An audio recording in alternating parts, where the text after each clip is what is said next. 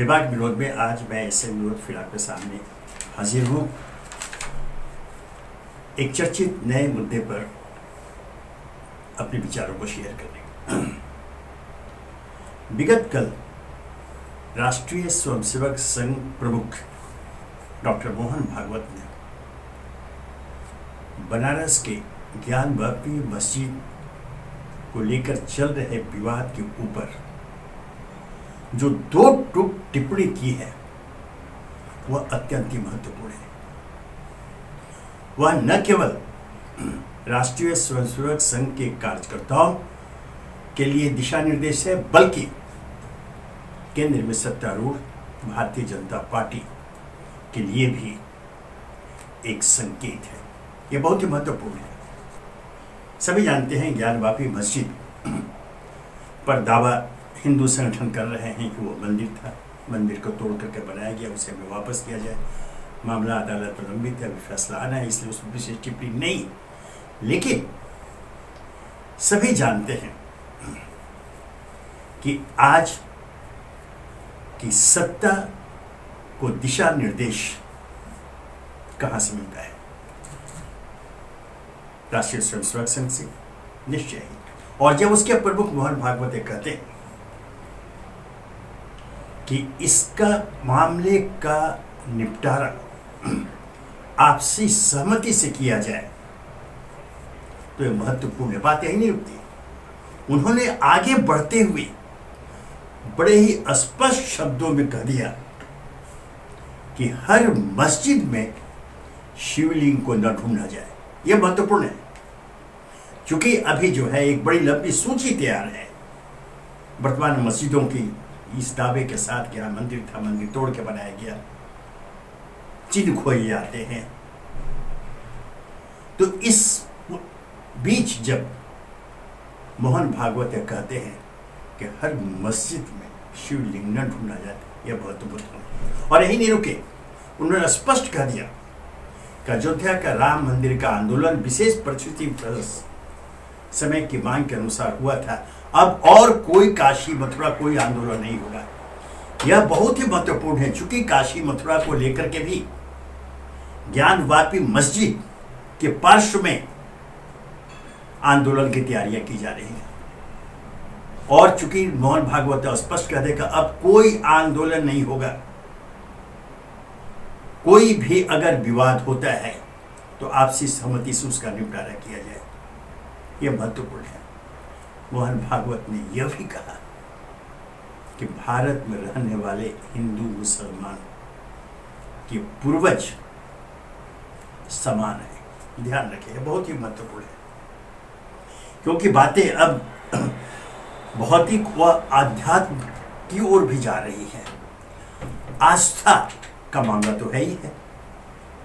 इतिहास के पन्ने हमारे सामने हैं और पूरे देश में जो एक वातावरण का जो निर्माण हुआ इन पिछले कुछ वर्षों से धर्म संप्रदाय को लेकर, उससे ऐसा लगने लगा कि पूरे देश में एक धार्मिक उन्माद पैदा कर समाज को पुनः विभाजित करने की कोई साजिश रची गई है। इस पर राजनीति भी हुई, दावे प्रतिदावे हुए, बहस अभी भी जारी है। इस बीच डॉक्टर मोहन भागवत का यह बयान आना कि हम हर मस्जिद में शिवलिंग नहीं ढूंढ सकते और हम कोई और आंदोलन नहीं करेंगे और सारे मामलों का निपटारा अब हम आपसी सहमति से करेंगे, हर रोज कोई नया मुद्दा ढूंढने की जरूरत नहीं है। ध्यान रखें, यह और कोई नहीं, संघ प्रमुख डॉक्टर मोहन भागवत। जाहिर है कि अब इस पर चर्चा होगी, बहस होगी और राष्ट्रीय स्वयंसेवक संघ ही नहीं, भारतीय जनता पार्टी नेतृत्व को भी डॉक्टर भागवत के शब्दों में निहित संकेत बल्कि संदेश को देखते हुए अपनी नीति में परिवर्तन करना होगा। यह उनकी बाध्यता होगी और यह सुखद है। मैं तो कहूंगा यह सुखद है कि एक जो असहज वातावरण देश में निर्माण हो रहा है उस पर विराम लगाने की दिशा में डॉक्टर मोहन भागवत के शब्द काम आएंगे। यह बहुत ही जरूरी था। आरोप लगने लगे थे संघ पर कि किसी विशेष उद्देश्य से ऐसे मुद्दों को उठाया जाता है। ज्ञान वापी का मुद्दा क्या था सभी जानते हैं। बावजूद इसके इसे एक आंदोलन का रूप दिया गया। कोई आश्चर्य नहीं कि जब इसके प्रभाव बल्कि कुप्रभाव कहेंगे समाज के ऊपर पड़ने दिखने लगे, उसके संकेत मिलने लगे, तब डॉक्टर मोहन भागवत जो स्वयं एक विचारक के रूप में भी परिचित हैं, उनकी ओर से यह आना कि हर रोज हम नए मुद्दे नहीं ढूंढ सकते और यह दोहराना कि हर मस्जिद में शिवलिंग नहीं ढूंढा जा सकता, यह बहुत ही महत्वपूर्ण है। मित्रों, एक युगल आदम हवा की संतान है, मतलब एक ही परिवार, एक ही वंश से हम चले आ रहे हैं। सभ्यता के विकास के साथ साथ जब धर्म संप्रदाय जाति वर्ग के आधार पर समाज का पुनर्निर्माण होने लगा तो ये सारी बातें उठती चली। दूसरे लेवलों आक्रांताओं ने राज किया। अभी आजादी, उसके बाद एक संघर्ष की स्थिति आई, हमने अपने लिए आजादी प्राप्त की। आज आजाद भारत है। हमने अपने लिए अपनी शासन व्यवस्था के लिए एक संविधान का निर्माण किया और आज हम उसी संविधान के अंतर्गत हर बातों का निपटारा करते हैं। वह संविधान हमारे लिए गीता है, इसमें कहीं दो मत नहीं। उसके अंतर्गत बनाए गए कानून हमारी अपनी बाध्यता है, बल्कि हमारा धर्म है उसे मानना और हम उस पर चलते हैं। लेकिन जिस राजनीतिक प्रणाली को हमने अपनाया, कारण कोई आश्चर्य नहीं कि ऐसे में सांप्रदायिक विद्वेष पैदा हुए, जातीयता की भावना पैदा हुई और दुखद रूप से जो अत्यंत ही गलत है, इसे कभी स्वीकार नहीं किया सकता। लेकिन यह मौजूद है हमारी व्यवस्था में कि आज जब मताधिकार के प्रयोग लोकतांत्रिक समाज में, लोकतांत्रिक देश में हम करने के लिए एक मतदाता जाता है तो क्षमा करेंगे इन शब्दों के लिए, अधिकांश मतदाता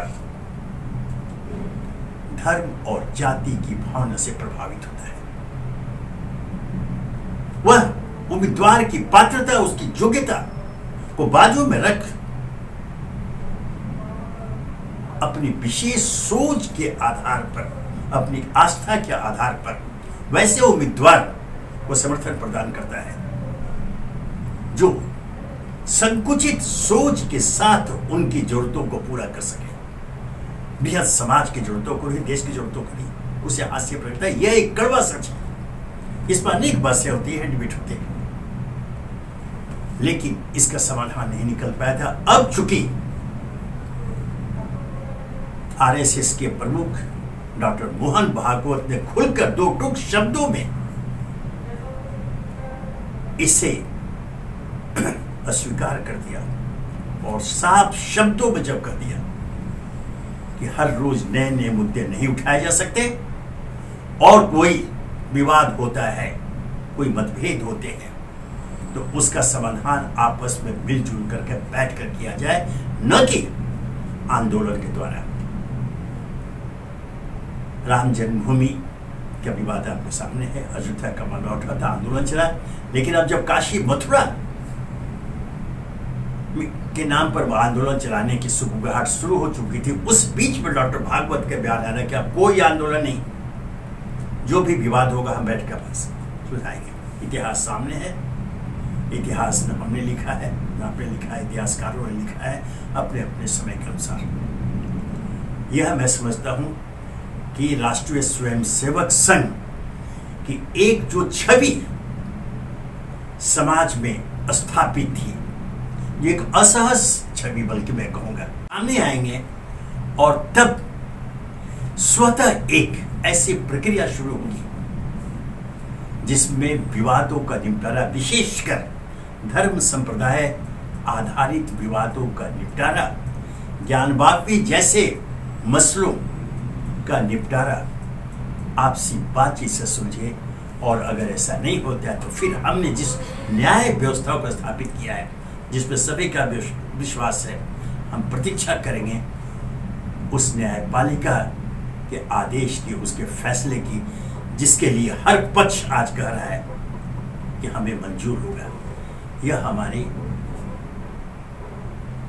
वर्तमान व्यवस्था, हमारी राजनीतिक व्यवस्था, हमारी लोकतांत्रिक व्यवस्था की जीत होगी और इसके लिए पूरा देश, पूरा समाज आज डॉक्टर मोहन भागवत का आभारी है, उनका अभिनंदन करता है कि उन्होंने बिल्कुल सही समय पर शासकों के लिए एक संदेश, एक ऐसा संदेश दिया है जो उनके लिए नीति निर्धारक का काम करेगा और कोई ऐसे विवाद को तुल लिख देगा जिससे समाज में अराजकता फैले, असहजता फैले और धार्मिक सांप्रदायिक विद्वेष इस रूप में फैल जाए वो समाज को बांटते।